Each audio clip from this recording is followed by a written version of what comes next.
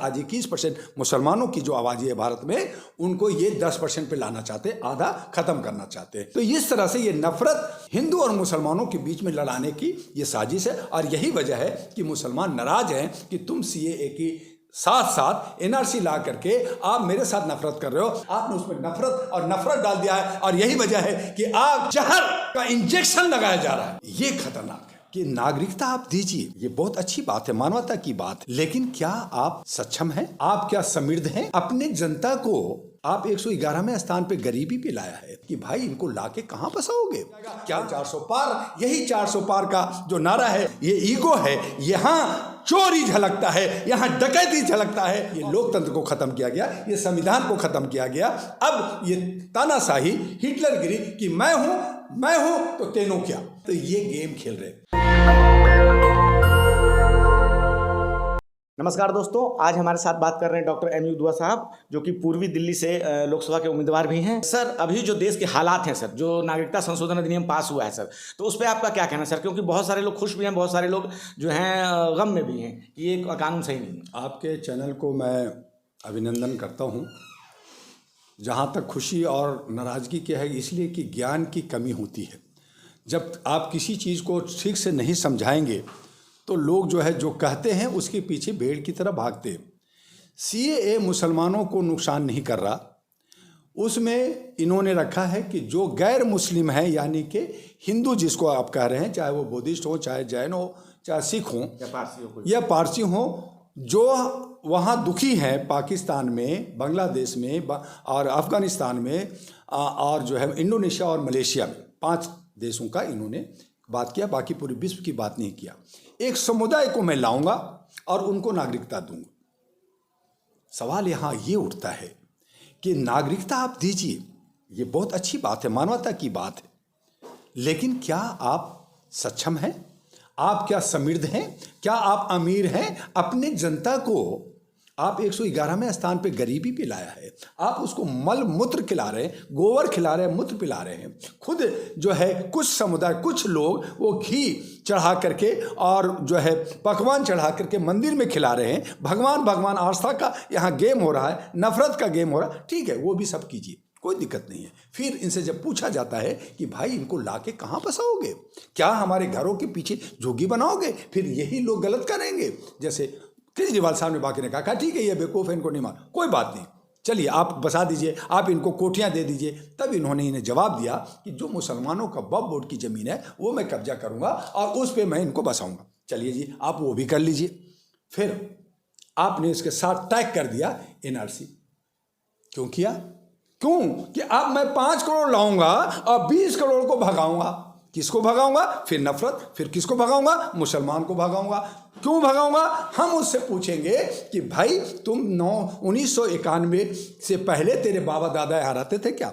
तो सवाल ये है मेरे भाई कि गांव से शहर, शहर से दूसरी शहर, आज जितनी की भी अगर आप उसका सर्वे कर ले तो 50% जो आबादी है, आज 21% मुसलमानों की जो आबादी है भारत में, उनको ये 10% पे लाना चाहते, आधा खत्म करना चाहते। ये कानून एनआरसी के तहत आता है। तो वो क्या है कि उससे पूछेंगे, नहीं है, वो नहीं है उनके पास, आगे करें भाई तुम नागरिकता तेरी कैंसिल, तुम्हारा वोट देने का अधिकार खत्म, तुम्हें आधार कार्ड भी छीन लिया जाएगा और तुम्हें डिटेंशन सेंटर में, आसाम में कहीं भी, हम पहाड़ियों में कहीं भी रूम बना देंगे, वहां तुम रहो और जो है उबला हुआ चावल खाओ या देश से बाहर चले जाओ। तो इस तरह से ये नफरत हिंदू और मुसलमानों के बीच में लड़ाने की ये साजिश है। और यही वजह है कि मुसलमान नाराज हैं कि तुम सीएए की साथ साथ एनआरसी ला करके आप मेरे साथ नफरत कर रहे हो। अगर खाली सीएए लाते और एनआरसी नहीं लाते और पूरे विश्व से कहते कि जो दुखी है, जो मारा पीटा जा रहा है, जिनके साथ न्याय नहीं हो रहा, जिनके अधिकार छीने जा रहे हैं, मैं उसको शरण दूंगा, शरणार्थी बनाऊंगा, तो बात खत्म हो जाती। ठीक है, आपके पास साधन दीजिए, नहीं है वो अलग बहस है, अलग बात होगी। लेकिन आपने यहाँ नफरत जोड़ दिया है, यहाँ समुदाय जोड़ दिया है, यहाँ जात जोड़ दिया है, और यही विरोध का कारण बनता है। तो सर, ये सीधे तौर पर क्या वोट बैंक की राजनीति है? बिल्कुल 100% वोट बैंक की राजनीतिक है। और इसीलिए कोई नहीं कहा, मैं आपको कह रहा हूं कि जब ये आरएसएस और बीजेपी की जब मंशा थी, जब इनकी मीटिंगें हुई 1981-83 में, तब इन लोगों ने एक पूरा एजेंडा प्लान बना, चूंकि हर संस्था हर पार्टी का एक एजेंडा होता है, प्लान होता है, उसमें जब इनको 29% का वोट शेयरिंग मिला तो इनके सांसद थे 2, जब 30 हुआ तो इनको सांसद हुए 89, और जब 31 हुआ तो 112, और उसके बाद 32 हुआ तो 189 इनको सांसद बने, और जब 34, आज 34% पे 303 है, जिसमें 2% हम जनता, हर लोग जानते हैं, पार्टी भी जानती है कि 2% की हेराफेरी चोरी हुआ। किससे चोरी हुआ? ईवीएम से हुआ, बाकी चीज़ से क्या? उसी का आंदोलन हो रहा, उसी की हर जगह मांग हो रहा, वो सही है गलत है इसमें उलझा करके काम होता।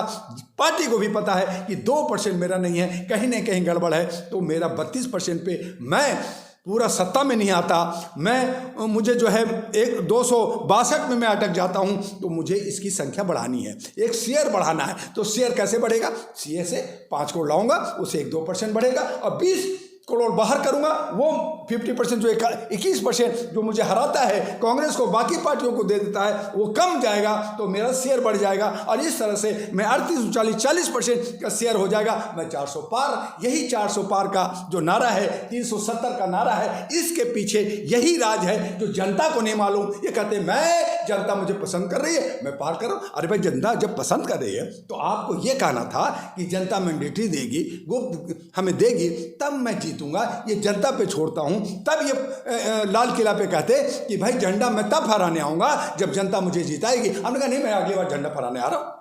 तो ये जो आपका अहम है, ये ईगो है, यहाँ चोरी झलकता है, यहाँ डकैती झलकता है, और फिर परत दरत सब चीजें खुल रही है। कैसे खुल रही? अब आया इलेक्ट्रो, कहा जी मैं काला धन बंद कर रहा हूं, तो काला धन आपने सफ़ेद धन करने का इलेक्ट्रो सिस्टम बना दिया। आपने वहाँ नहीं बता रहे कैसे आया, कौन दिया और कैसे दिया, और क्या उसको फायदा पहुँचा। इतना करोड़ों रुपया जो इतना सारा आप जो मार्केटिंग करके हर जगह, हर, चाहे वो पेशाब घर हो, चाहे वो कोई मोची का दुकान हो, हर जगह मोदी जी दिखते हैं, तो मोदी जी महान है। तो मोदी इतना कंसेप्ट घुसा दिया गया है कि एक बच्चा जो पैदा लेता है 4 दिन के बाद वो भी रोते रोते कहता है मोदी। तो ये हालत हो गया है। तो ऐसी सूरत में आप मुझे हेपेटाइज कर दिया है, और आपने खुद कह दिया मैं 400 पार हो रहा हूँ। तो फिर अरबों खरबों रुपया जो चुनाव में खर्च होता है, जनता मरती है, जनता परेशान होता है, सारा काम रुकता है, हमारा जो है सारा प्रोजेक्ट रुकता है, देश का विकास रुकता है, तो उसको करने की क्या जरूरत है? आप रहिए ना, राजा है रहिए। जैसे देवराज था 100 साल, जैसे मुगल था 800 साल, जैसे अंग्रेज था 196 साल, आप भी रहिए, क्या फर्क पड़ता है? आपने पहले भी कह चुका है कि 70 साल कांग्रेस ने राज किया, मैं 700 साल राज करूंगा, मेरे को 50 साल कोई बाहर नहीं निकाल सकता। तो बात खत्म, चुनाव खत्म। तो इस तरह से ये लोकतंत्र को खत्म किया गया, ये संविधान को खत्म किया गया। अब ये तानाशाही, हिटलरगिरी कि मैं हूं तो तेनू क्या, यानी अभिभाषण में कहा कि मोदी है तो तेनू क्या, मैं कुछ करूं मेरी मर्जी। तो इन्होंने खुद कहा तो उनकी मर्जी है, तो फिर जनता की कहाँ मर्जी? जनता कहाँ है जनार्दन? आप कहते हो मैं सेवक हूं, आप कहते हो मैं चौकीदार हूं, लेकिन क्या आपने चौकीदारी का दायित्व निभाया? क्या आपने एक सेवक का दायित्व निभाया? आप लाखों करोड़ों रुपया आज हमारे मेंबर ऑफ पार्लियामेंट और जो हमारे सांसद हैं, आज आपको पता होगा कि 543 ये हुए, और 5423 हमारे एमएलए होते हैं, फिर हमारा एमएलसी होता है, हमारा जो है राज्यसभा होता है, सब मिला करके 7556 हमारे जो है ये विधायक सब होते हैं। और इन पे और इनकी सिक्योरिटी पे और इनकी देखरेख पे और कोठियां और खाने पे 100 अरब रुपया प्रति साल खर्च होता। कहां से होता है? जनता का पैसा, टैक्स का पैसा। आप कोठियों में रह, और उस पे भी ये 100 अरब करोड़ खर्च करने के बाद टैक्स नहीं देते।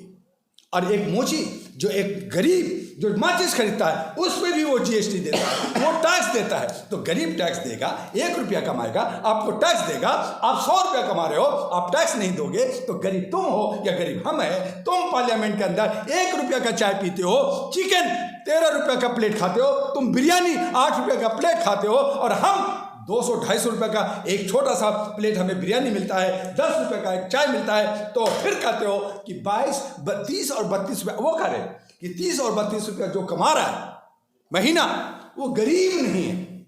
अरे मेरे भाई, गरीब को 40 रुपये 50 रुपये में एक थाली नहीं मिलता खाना, जो थोड़ी सी चावल 2 रोटी कम से कम 60 रुपये का मिलता है। तो आप महीने का कहते हैं कि 30 और 32 रुपया अगर कमा रहा है तो गरीब नहीं है। तो मैं पूछना चाहता हूं आपके चैनल से कि अगर हम गरीब नहीं है 30-32 का, और सरकार की आंकड़ा कह रहा है कि 5 करोड़ 50 लाख 5.5 करोड़ गरीब है, तो आप 81 करोड़ को, जो गरीब को 5 किलो चावल दे रहे हो, तो क्या 81 करोड़ को सही मानूं या 5.5 करोड़ को सही मानूं, ये आप बता दें। सर सीए में एक छोटा सा और जो है कि कुछ लोग जो कह रहे हैं कि इस कानून में ये है कि 31 दिसंबर 2014 तक जो लोग आए हैं, के पहले आए हैं, उनको नागरिकता दी जाएगी। कुछ हिंदू परिवार जो हैं वो जो है 2014 के बाद आए, 30 दिसंबर 2014 के बाद हैं, तो वो बड़े दुखी हैं कि फिर हमें कैसे नागरिकता मिलेगी। तो उस पर आपका क्या कहना है सर? ये फेजेज वाइज काम कर रहे हैं।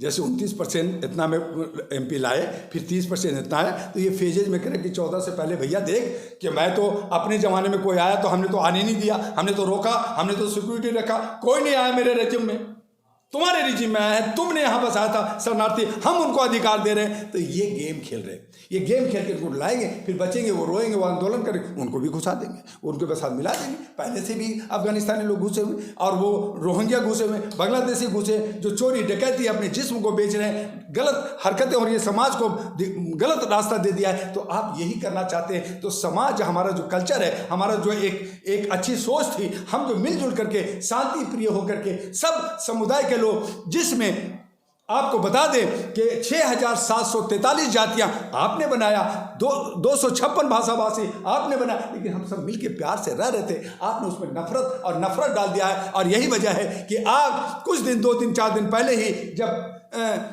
इंद्रलोक में एक पुलिस ने जो है नमाज पढ़ते हुए को आपने, अरे ठीक है उसको हटा देते, मना कर देते, सुना देते, जो भी है, लेकिन लात मारा। तो ये जो जहर का इंजेक्शन लगाया जा रहा है, ये खतरनाक है, ये नहीं होना चाहिए। जब वहां पे लात मारा तो हर समुदाय, RSS के लोगों ने भी कहा कि ये ठीक नहीं है, ये गलत हुआ है, उसको नहीं लात मारना चाहिए था। सबने उसका विरोध किया ना, हर समुदाय ने किया। तो गलत को गलत हम कहें, सही को सही कहें, तभी हमारा समाज सुंदर और खुशहाल हो सकता है। आप अगर गलत पे पर्दा डालेंगे और सही को आप छुपाएंगे, तो ये हमारा लोकतंत्र। मोदी जी का कहना है कि 140 करोड़ जनता मेरा परिवार है और इसी कारण हम इस पर 400 पार करेंगे। मोदी जी अगर 140 करोड़ के प्रधानमंत्री, उन्होंने सुझाव ही मांगा है सर। ना वो परिवार उनका है, वो सब ही कह रहे हैं कि हमारा मोदी परिवार है। उन्होंने अपना बीवी तो परिवार तो बसाया नहीं, बाकी तो उनकी खाली अगर जीवन चर्चा देखेंगे तो समझ में आ जाएगा, हंसने पे ही आपको हो जाएंगे। लेकिन मैं अभी उसमें समय नहीं लेना चाहता आपका। मैं ये बताना चाहता हूँ कि ये सब राजनीतिक और वोट और सत्ता का के ये में सारा ये गेम खेलते हैं, इनका कोई लेना देना नहीं है। एक देश का प्रधानमंत्री जनता डायरेक्ट भारत में नहीं चुनती है। जो 272 सांसद होते हैं, उनका एक लीडर होता है, वो प्रधानमंत्री होता है। और 272 जो दूसरी तरफ है, 271 वो बेचारा विपक्ष में होता है। लेकिन विपक्ष को कमजोर कर करके ये कहते हैं कि 1/3 आ जाऊं, 362 अगर एक पार्टी को मिल जाता है तो फिर विपक्ष कोई नहीं बोलेगा, और मैं रात में सपना देखूंगा, सुबह में जो है कानून पास कर दूंगा। तो ये इसीलिए ये सारा कहते हैं ये मेरा परिवार है, क्योंकि उनको वोट लेना है। और इनको जो है अभी मैं बता रहा हूँ कि 100% में इनको कितना मिला, 32%। मान लीजिए हम आप कहते चलो 35% जोड़ लो, तो 65% तो नहीं मानते। तो 141 करोड़ का 65% कितना हुआ, 80 करोड़। 80 करोड़ आपको नहीं मानते, आपने उसी को कहा 80 करोड़ गरीब है, मैं उसको चावल दे रहा हूं। तो ये गेम आपको नहीं समझ में आएगा जर्नलिस्ट महोदय, ये गेम होता है सत्ता का। सर अभी इलेक्टोरल बॉन्ड के साथ EVM का भी मुद्दा काफी छाया हुआ है। विपक्षी दलों का कहना है कि चुनाव आयोग हमें समय नहीं दे रहा है कि हम EVM को लेकर उनसे बात करें। सर EVM क्या इसमें कोई खेल कर रहा है? देखिए, मैं एक अहरा नेशनल पार्टी का राष्ट्रीय अध्यक्ष हूँ। मैं मांग कर रहा हूँ कि EVM में गलत है, उसको बदला जाए। और 2 साल से कुछ लोगों ने राजनीति किया, कुछ लोग फायदे के लिए, कुछ सामाजिक आए, कुछ अपना फायदा लेके इधर उधर जा रहे हैं, जो इसको तोड़ता है। लेकिन सही माने में अगर विपक्ष जो आज कह रहे हैं इंडिया एक विपक्ष है जिसके अंदर 29 पार्टियां हैं, तो वो मुखर होकर के आवाज़ क्यों नहीं उठा रही? कहीं बोल दिया एक प्रेस कॉन्फ्रेंस में कि ये हटना चाहिए। आप उस पर क्या आंदोलन किया, आपने हंगामा किया। आप जो न्याय यात्रा निकाल रहे हैं, आप कहते EVM हटाओ यात्रा कर रहा हूँ। आप भारत जोड़ो करें तो करें EVM हटाओ यात्रा करो। किया क्या? जब विपक्ष सामूहिक रूप से दबंग से नहीं बोलेगा, और जैसा कि इलेक्शन कमीशन कहा कि आप अगर जीत जाते हो तो अच्छा है, आप हार गए हो तो बुरा है, तो भैया ये अधूरा हमारे पे दोष मत दो। उन्होंने जो है एक शेरो शायरी में भी सुना दिया अपने प्रेस ये में। तो इस तरह से ये जो है एक तरह से हंगामा होता है और ये ज़्यादा पकड़ नहीं होते। जब तक हम ईमानदारी के साथ और सच्चे दिल से हम एक आंदोलन नहीं छेड़ते हैं तब तक वो कामयाब नहीं होता है। वहाँ पे जयचंद, वहाँ पे गलत लोग घुस करके उस आंदोलन को ख़त्म कर देता है, खा जाता है। यही वजह है कि किसान आंदोलन खराब हुआ, यही वजह है कि शाहीन बाग का NRC का आंदोलन खराब हुआ और बाकी भी आंदोलन खराब होता है। चूँकि हमारे बीच में एक नहीं अनेक जयचंद होते हैं जो सिर्फ लाभ लेना चाहते हैं, आंदोलन से उनका वास्ता नहीं पड़ता। सर इलेक्ट्रोल बॉन्ड के तहत सर जो सबसे ज़्यादा चंदा मिला है वो 60 अरब से भी ज़्यादा मिला है, उसमें सबसे ज़्यादा हिस्सा बीजेपी को मिला है सर। और सुप्रीम कोर्ट का सर फैसला आने में 8 साल का वक्त लग जाता है, इस पर आप क्या कहेंगे सर? और इसमें तो सर काफ़ी ज़्यादा ये सब हो चुका है। जर्नलिस्ट, मैंने आपको कहा कि एक बार नहीं कई बार कहा है कि न्यायपालिका भी जो है विधायिका के चंगुल में होता है। जो लीडर होते हैं उनके अंडर में सब बिके होते हैं, मिले होते हैं।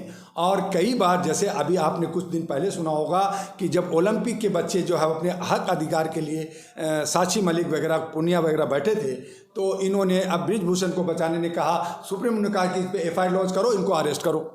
फिर होम मिनिस्ट्री ने कहा नहीं होगा, उनको बचाया गया। फिर सुप्रीम कोर्ट से पूछा गया, साहब वो इस पर FIR हो गया लेकिन उनको अरेस्ट नहीं हो रहा। तो कहा जी मैं तो नोटिफिकेशन करने का अधिकार है, उसको अरेस्ट करना ना करना वो होम मिनिस्ट्री का है, क्योंकि पुलिस जो है वो होम मिनिस्ट्री के अंदर आता है। तो इसी तरह से सुप्रीम कोर्ट और कोर्ट कहती है कि मैंने नोटिफिकेशन किया, मैंने उसका संज्ञान लिया, मैंने उस पर जो है आदेश भी दे दिया, लेकिन उसको इम्प्लीमेंट करना ये होम मिनिस्ट्री के अंदर आता है। और होम मिनिस्ट्री जब सत्ता में हो और मदमस्त हो और वो अपनी मर्जी, हम अपनी मर्जी का राजा है, तेनू क्या की बात करता है, तो फिर न्याय कहाँ मिलेगा? हम मांगते हैं, मिलता नहीं है, देर होता है। और यही वजह है कि भारत के अंदर 6 करोड़ केसेस पेंडिंग है। अगर एक केस के अंदर अगर उसका परिवार 5 है तो 6 बजे 30 करोड़ लोग जो है आज चौखट पे, न्यायालय के चौखट पे चक्कर लगाते हैं। कभी आपने सुना कि लीडर या नेता या जो है बड़े बड़े जज IAS IPS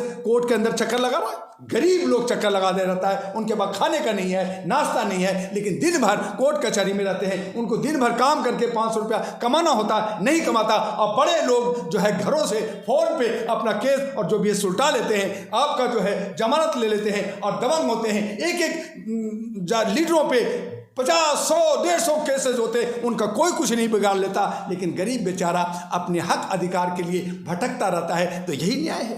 तो ये हमारा जो सिस्टम है, जिसको ये कहते हैं जी बदल दूंगा संविधान, तो इसमें भी सारा गोलमाल है। जो हमारे बाबा अंबेडकर ने जो हमारे ये सारा सिस्टम बनाया, उसको भी ये सही नहीं मानते, हमारा प्रेमबल नहीं मानते, हमारा जो है मौलिक अधिकार को नहीं मानते। और यहाँ पे हम लोग ठगे जाते हैं। और इसीलिए हम पिछले 1500 सालों से बेवकूफ़ बनते रहे, कभी मुगलों का, कभी अंग्रेज़ों का, और फिर 76 सालों से हम इन्हीं अंग्रेज़ों के काले कौवे से हम परेशान हैं। हमें देश को पूर्ण आज़ादी चाहिए। हम 99 साल के लीज पे भारत है। हमें अब 65 करोड़ जो हमारे नौजवान हैं, महिलाएं हैं, इनको एक जन क्रांति ला करके भारत को सुंदर बनाना होगा।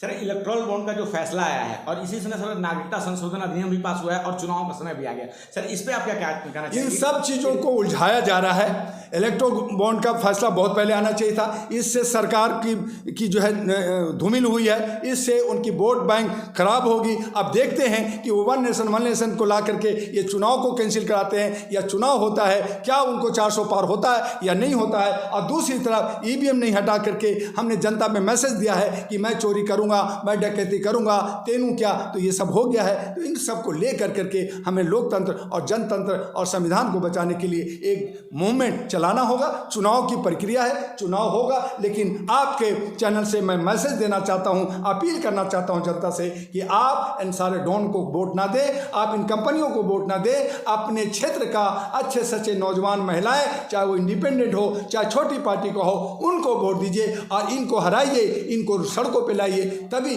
आप सुकून से रहेंगे और शांति से रहेंगे। तो आपने अभी सुना, हमारे साथ बात कर रहे थे डॉक्टर MU युदवा साहब, जो कि विश्वविख्यात मानवाधिकार लीडर हैं। और क्या है आपकी राय? आप अपनी राय हमें कमेंट में ज़रूर बताएं। धन्यवाद। नेशनल दस्तक की आपसे गुजारिश है कि अगर इसको बचाना चाहते हैं तो नेशनल दस्तक को सब्सक्राइब करने के लिए रेड कलर के सब्सक्राइब बटन को दबाएं, फिर बेल आइकन की घंटी दबाएं। नेशनल दस्तक को बचाने के लिए बहुत ज़रूरी है कि हर खबर को शेयर करें, लाइक करें, कमेंट जरूर करें।